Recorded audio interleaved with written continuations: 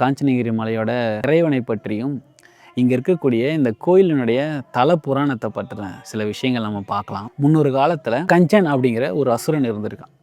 அந்த அசுரன் மிகப்பெரிய சிவபக்தன்.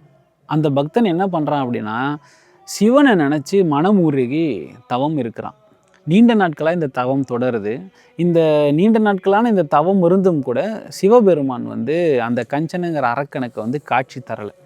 நான் இத்தனை நாளாக தவம் இருக்கிறேனே, எனக்கு சிவபெருமான் காட்சி அளிக்கலையே அப்படின்னு சொல்லி சிவபெருமான் மேலே அந்த அசுரனுக்கு ஒரு கோபம் வருது.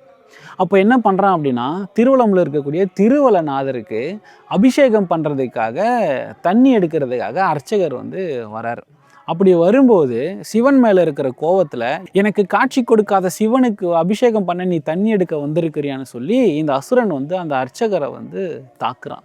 அப்படி தாக்குன விஷயம் சிவபெருமானுக்கு தெரிஞ்சு, அவனை போய் வதம் பண்ணிடு அப்படின்னு சொல்லி நந்தி தேவர்கிட்ட சொல்கிறார். அப்போது நந்தி தேவர் என்ன பண்ணுறாரு அப்படின்னா, இந்த அசுரனை 10 துண்டுகளாக வெட்டி வீசிடுறாரு.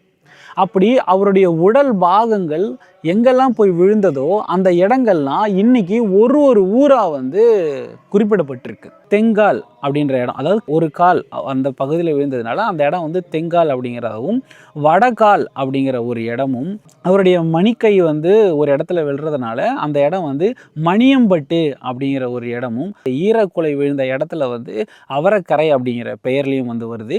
அவருடைய இதயம் விழுந்த இடம் லாலாப்பேட்டை அப்படிங்கிற மாதிரியான பெயரில் அழைக்கப்படுது. அதாவது இந்த காஞ்சனகிரி இருக்கக்கூடியது இந்த இடம் தான் அந்த லாலாப்பேட்டை. அவருடைய இதயம் விழுந்த இடம் இந்த லாலாப்பேட்டை அப்படிங்கிற மாதிரியான விஷயங்கள் சொல்கிறாங்க. அதை தாண்டி அவருடைய தலை விழுந்த இடத்த சிகை ராஜபுரம் அப்படின்னு சொல்கிறாங்க.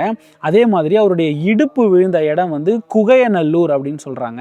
அவருடைய மார்பு பகுதி விழுந்த இடம் மாவேரி அப்படின்னு சொல்கிறாங்க. இந்த ஊர்கள் எல்லாமே வேலூர், ராணிப்பேட்டை இதை சுற்றி தான் இருக்குது. இதை தாண்டி இங்கே இருக்கக்கூடிய மணிப்பாறை அப்படிங்கிறது ரொம்பவே ஒரு ஆச்சரியமான ஒரு விஷயம். அந்த மணியை தட்டி பார்த்தோம் அப்படின்னா ஒரு வெண்கல மணி சத்தம் நமக்கு கேட்கும். இது அந்த அசுரனுடைய கழுத்து பகுதி அப்படின்னு சொல்கிறாங்க. இப்போ நமக்கு யூஸ்வலாக நம்ம இந்த தொண்டையில் தான் நமக்கு ஒலி எழுப்பக்கூடிய அந்த ஓக்கல் கார்டு இருக்குது அப்படின்னு சொல்லுவாங்க இல்லையா? ஸோ அந்த மாதிரி இந்த பாறையில் அந்த மணி சத்தம் எழுப்புறதுனால அந்த அசுரனுடைய தொண்டை பகுதி தான் அந்த பாறை, அங்கே இருக்கக்கூடிய விஷயம் அப்படிங்கிற மாதிரியான ஒரு கதையும் இருக்குது.